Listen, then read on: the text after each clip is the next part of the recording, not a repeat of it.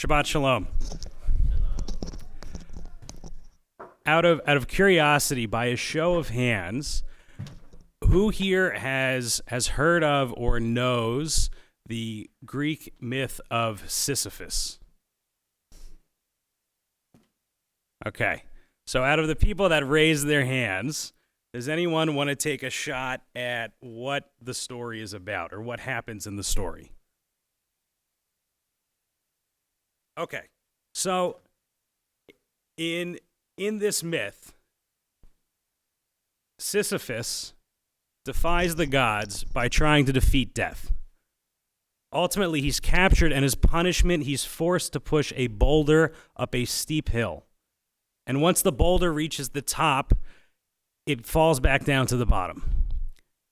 And for eternity, Sisyphus must roll this boulder up the hill. And every time he does, it falls. Up, down,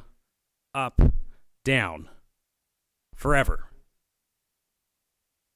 There's no redemption for Sisyphus. There's no end to his absurd, lonely task. The 20th century French absurdist and existentialist philosopher Albert Camus used this myth as the foundation for his philosophical essay, The Myth of Sisyphus.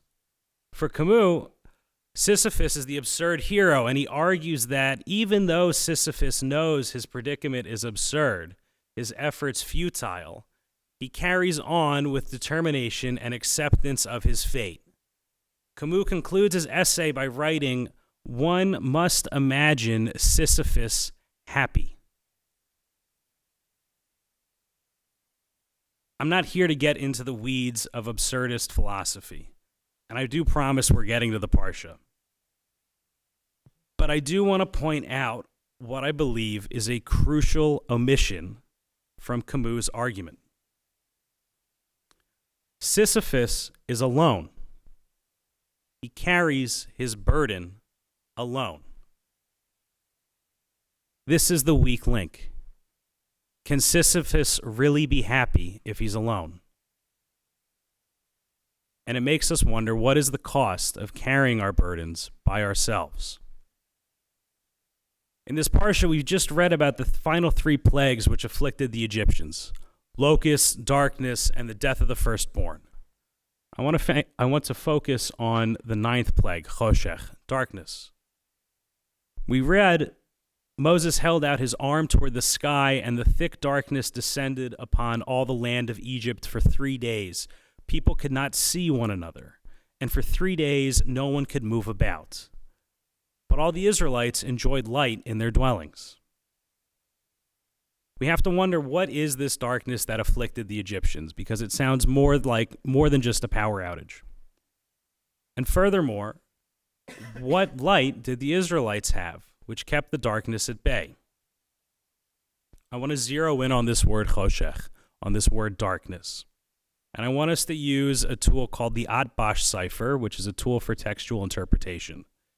The way this cipher works, like any code, is it reverses the aleph bet, meaning that if you have a word, aleph becomes tav, bet becomes shin, and so on. If we apply this cipher to the word choshech, to the word darkness, we get the word sevel, which means a burden. So if we take this cipher and put that word back into our pasuk, here's what we get. Moses held out his arm toward the sky, and a thick burden descended upon all the land of Egypt for 3 days. People could not see one another, and for 3 days no one could move about, but the Israelites enjoyed light in their dwellings. The darkness suffered by the Egyptians was a burden, a spiritual and psychological boulder, which paralyzed them. For 3 days they were consumed, and their burdens were so great that they could not see one another, which, as explained by the 19th century Hasidic Rebbe, the Cherushei Harim, Rabbi Yitzchak Meir Alter, meant that they were so preoccupied with their own burdens, their own suffering, that they were unable to see the burdens and the suffering of others. Each Egyptian was alone, carrying their own burden, pushing their own boulder, up, down, up, down. Are we really to believe that in this process of carrying their burdens alone, that the Egyptians were happy? They most likely felt isolated, alienated, and a level of despair which reached down into the pits of their stomachs.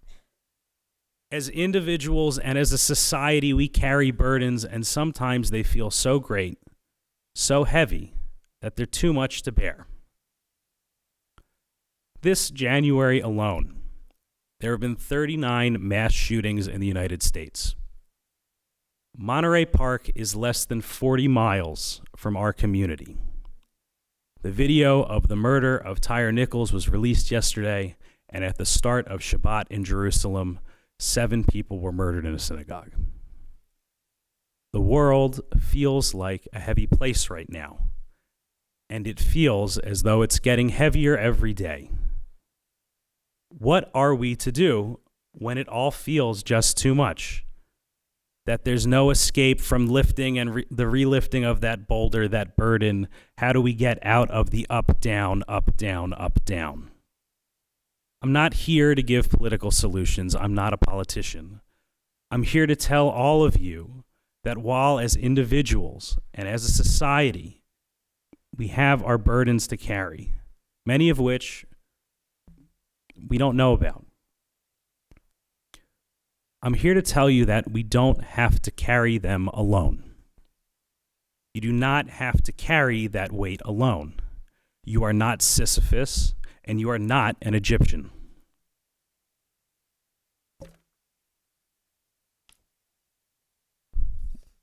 We also learn from this parsha that the Israelites enjoyed light in their dwellings.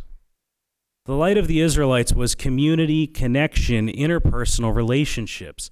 They survived and they persisted not just through grit and sheer willpower, but in recognizing that their survival and well-being were dependent on each other, on sharing with one another, on trusting each other, on loving each other.